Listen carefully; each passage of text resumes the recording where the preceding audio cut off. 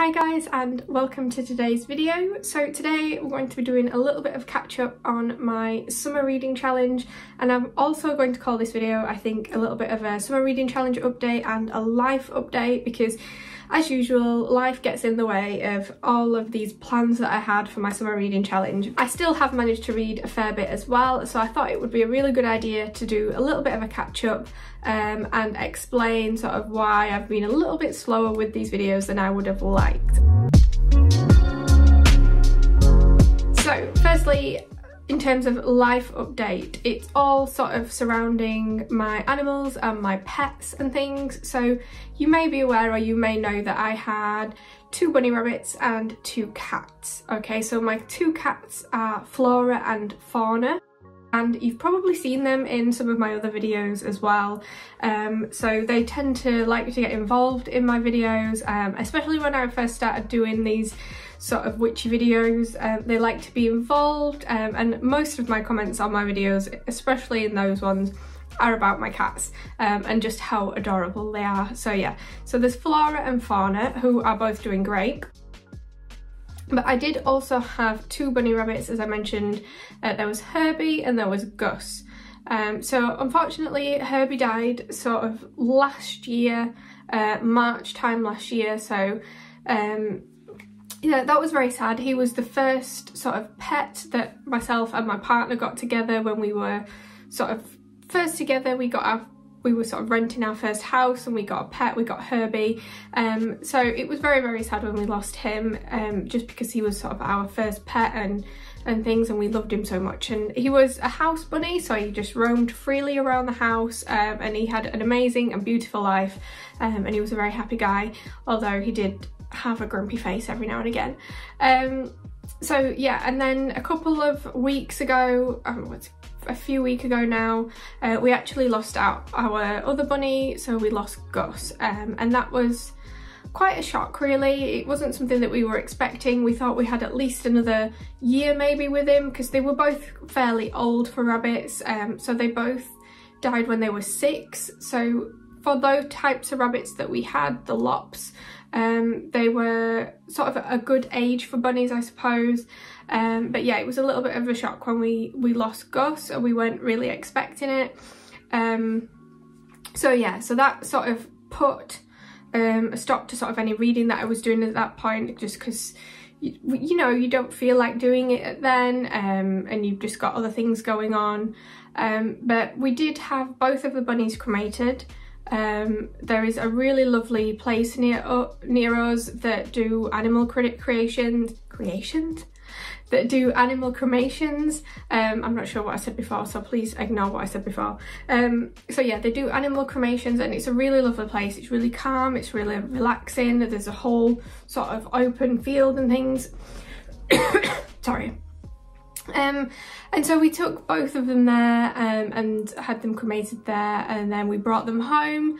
And what we've decided to do, what we did with Herbie last year, is we created a little pot in the garden. I say a little pot, it's actually quite big. We put him in there, the pot that the lady gave us, that his ashes were in, it's biodegradable, so it's compostable and things. So we put that in there, and then we arranged lots of flowers and things in there. And we're going to do the same with Gus as well. We were going to put them into the actual garden, but we thought if we do ever move house, we would like to take them with us. So by putting them in a pot with lots of beautiful flowers around them as well, it means that if we did ever move, not that we're thinking about it or anything, but if we did ever move, we would be able to take those, to take them both with us as well. And they both really love being out in the garden, and we just thought that was a really nice thing to do for them. So that was sort of my first life update. It was very sad at the time, and it just meant that I didn't really get much reading done. I wasn't really into recording videos, that sort of thing. So yeah, so the next sort of life update then is, before we lost Gus, we'd been talking about for ages and ages and ages getting a dog. But obviously with the rabbits, we didn't think it was very fair that if we got a dog, it would be coming into its space, and it wouldn't be fair on the bunny, it wouldn't be fair on the dog, because, you know, dogs' natural instincts and things. So we said if we were ever going to get a dog, well, then we would wait until obviously we didn't have the bunnies anymore. But like I said, it happened a lot sooner than we thought it would. But I think it's just over a week now. We did get a puppy a week ago. So that was another reason that I've not really done much reading, because last week we went to get the puppy, we picked him up, we brought him home, and then it was just puppy madness it's been puppy madness for a couple of weeks now. And he's basically just taken over everything in our lives at the moment. So again, not very much reading going on in that stage, but just a little bit about the puppy. He's a Labrador. He's called Ozzy. He's a fox red Labrador, and he's called, like I said, he's called Oscar, but we call him Ozzy. And he's adorable and he's beautiful, and I'm sure that you will be meeting him, and I will show you him in a few videos and things as well.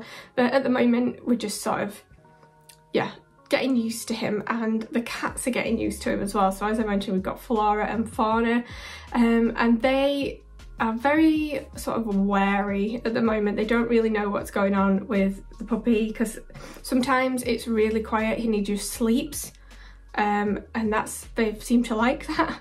And then other times you can imagine what it's like having a puppy. He's just running around, going crazy, just wanting to be involved in everything.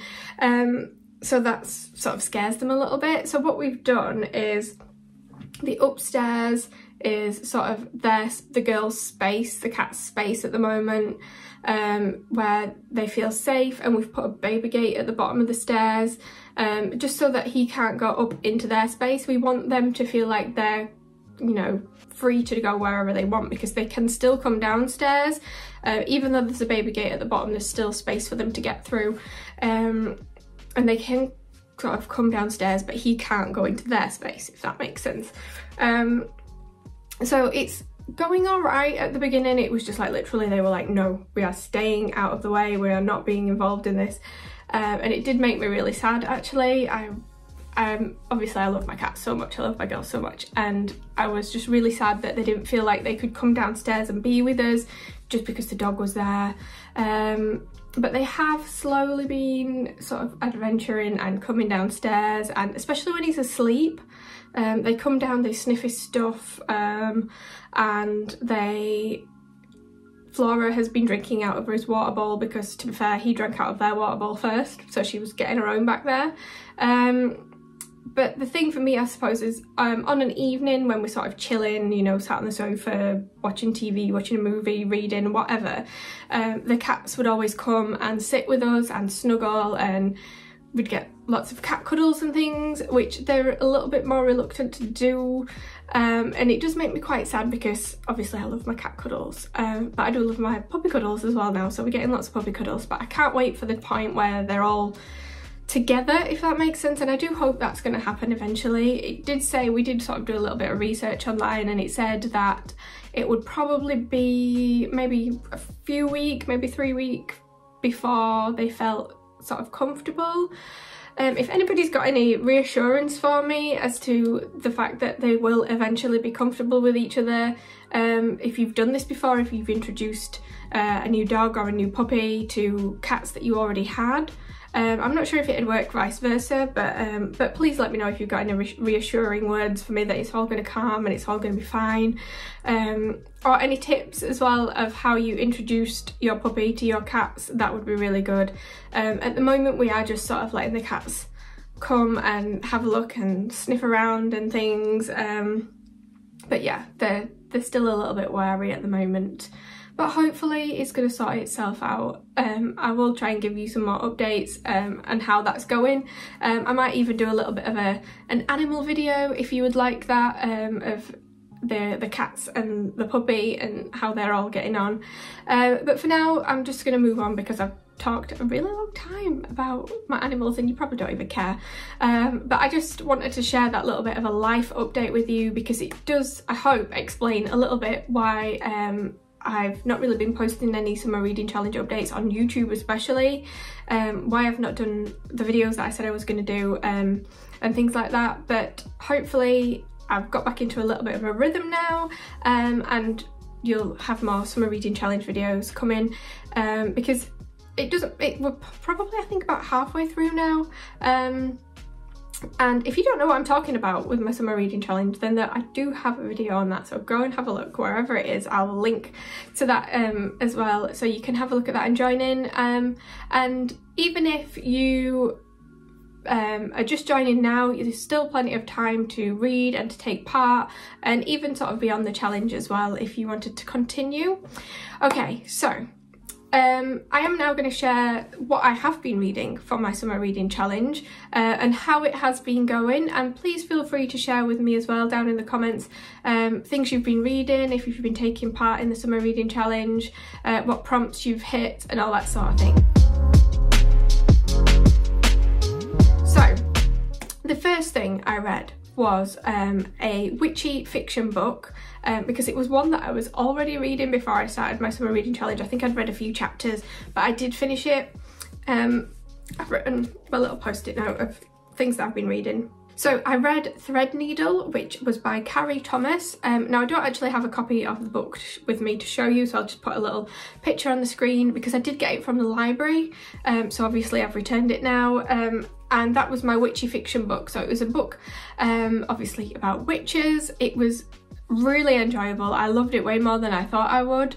It was a big chunky book as well, so I was quite impressed that I just whizzed through it. I really enjoyed it, and I would definitely recommend it as a witchy fiction book. So if you've not crossed that prompt off and you're looking for a witchy fiction book to read, then definitely check out Threadneedle. The magical system and the characters and the story and sort of all the twists and things were really, really good. And there is another one coming out, a sequel coming out. I'm not sure what it's called or anything yet, but I'm really looking forward to that, to see where the story goes. So that was my week one sort of first read that I crossed off. The next one, the book I do have, was this one, Burn a Black Candle by Dee Norman, and this was an Italian-American grimoire. So this was the second book I read. This was very kindly sent to me by Watkins for review. So I will have a review of this one coming very soon. So my plan today is to record this video for my summer reading challenge, and to also record my review of this, because it was really, really good and I really enjoyed it. But that's all I'm going to share with you about it, so check out my review if you want to know a little bit more about this book. Like I said, it was sent to me by Watkins. I was really excited about it because it was Italian American, and there are not many books about Italian witchcraft and things, so that was one of the reasons I wanted to read it as well. And the prompt that this hit for me was a new release. Now it doesn't actually come out, it says on the side, it doesn't actually come out until the 13th of September. So technically it is a new release, but it's just not out yet. So this was an advance copy. You could still read this as a new release when it comes out in September and just extend the reading challenge, I suppose, if you wanted. But yes, this was my second read. This I started reading just before we lost Gus, so I did have a little bit of a break in between, and then I picked it up again after. But I really, really did enjoy this one. So please check out the review for that one.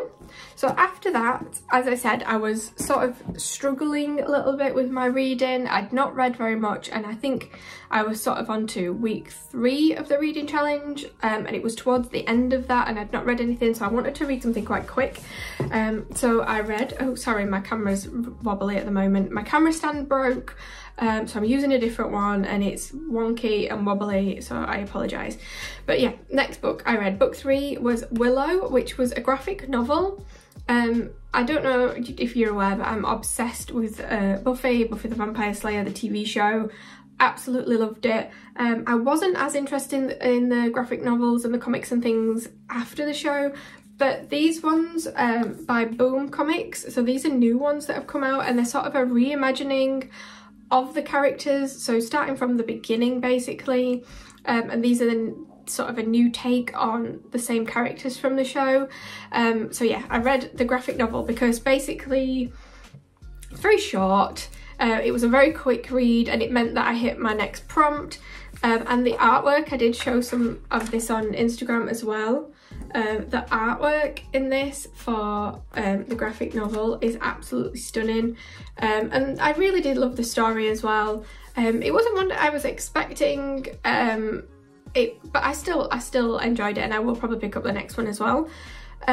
So this was my week 3 prompt, and I read it as a free choice because obviously it didn't fit really under any of the others. So this was my free choice, and a really quick read just to make sure that I was reading something and keeping up with my summer reading challenge. So that was that one. And then after that one, I read this one, Spells for Change, a Guide for Modern Witches by Frankie Castanea, I think that's how you say it. So this one I read as my book 4 for my summer reading challenge, so week 4. And this hit the 2 prompts actually. It was a book from my TBR pile, so it's something that I've had on my TBR pile for a while, and it also hit the prompt of a book by an LGBTQ plus author as well. So I did cheekily cross off 2 prompts for that one. So book 4, but I've crossed off 5 prompts now. So I did enjoy this book. It was very sort of beginner book. It's fantastic for beginners. Most of the information was obviously things that I was familiar with, things that I knew about, but there was a little bit towards the end of the book, this bit about decolonisation, desettling and decentering the craft. And that sort of whole end chapter just was probably the most interesting part of the book for me. Do check that one out especially if you're a beginner, or you're looking for some beginner ideas and tips of how to get started in witchcraft. So that was the next one. So those are my 4 books that I've read, and if I'm thinking about it right, I think we are on week 4. Please tell me if I'm wrong, I forgot when I started it, but anyway, I'm hoping to catch up a little bit now. So those are the books that I've read for my summer reading challenge, and now I'm thinking about what I'm going to read next. So I have 2 options at the moment as to what I'm going to read next. So the first one is this one, Astrology for Black Girls, which was sent to me by Running Press as part of their Running Press Mystic Coven that I joined and took part in. Actually the other one was from Running Press as well, so I'll share that one. So they also sent me The Night School by Maia Toll as part of their Running Press Mystic Coven as well. So it is between these 2 as to which I read next. The prompts that these would go for, so obviously Astrology for Black Girls would come under a book by a woman of colour. So I probably will read that one as well. And then this one, it could come under a new release because it has just come out in the US. It is out now, so if you wanted to have a look at this one yourself as a new release, it is out now. In the UK though, it doesn't come out until the 31st of August, which means that you could still get it and read it as a new release for the summer reading challenge.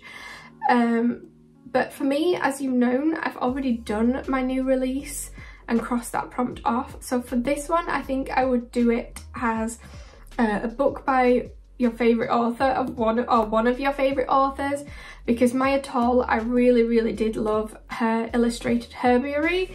It's on my shelf, I think, just up there.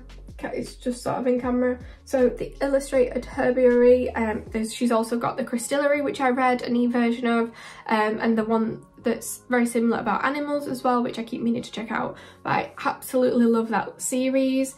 So Maia Toll is definitely one of my favourite witchy authors, so I think I will read that as a book by my favourite author. So these are my next 2 reads. I just don't know which one's going to come first, okay? So let me know in the comments which one you think I should go for next, okay?